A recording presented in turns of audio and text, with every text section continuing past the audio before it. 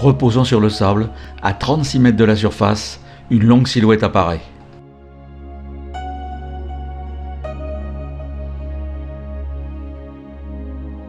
C'est un fameux trois-mâts fin comme un oiseau, hissé haut, et on connaît la chanson. Mais voici la curieuse histoire de cette épave.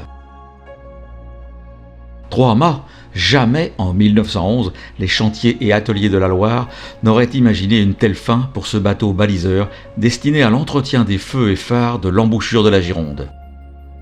Le navire s'appelle alors le Richemont Quinette, mesure 40 mètres de long et est basé à Royan. En 1948, après de longs services, on envisage de le transférer sur Madagascar. Modernisé par le remplacement de sa machine à vapeur par 2 moteurs diesel, il est rebaptisé Massoala, mais en 1952, l'option malgache étant abandonnée, on le convoie vers la Guadeloupe sous le nom de Caraïbes.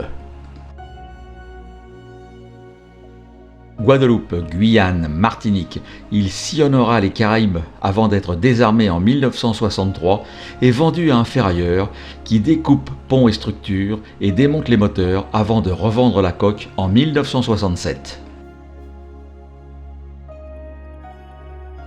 Son nouveau propriétaire le renomme Lucifer et le rafistole tant bien que mal.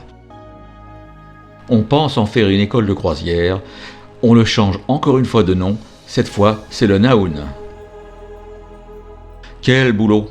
Il faut réparer la coque rouillée, on greffe un 3e mât au milieu du navire, mais les travaux effectués à la Martinique lui permettront de naviguer jusqu'en 1978. Ensuite, il restera amarré à Fort-de-France et en 1984, des métropolitains le rachètent, souhaitant en faire un restaurant. Ils n'obtiendront jamais les autorisations et le Naoun pourrira à quai une dizaine d'années. Dans le courant des années 90, le comité régional Martinique obtient l'autorisation de l'immerger pour en faire un récif artificiel.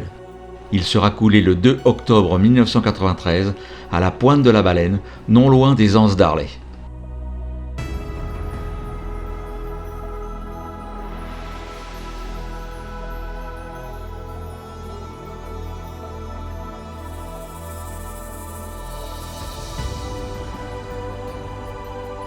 Les 3 mâts sont cassés, l'épave n'a pas d'intérêt historique, mais elle remplit son rôle de récif à merveille. La faune fixée y est abondante, éponges et gorgones ont colonisé rapidement la coque et les poissons trouvent refuge dans les tôles.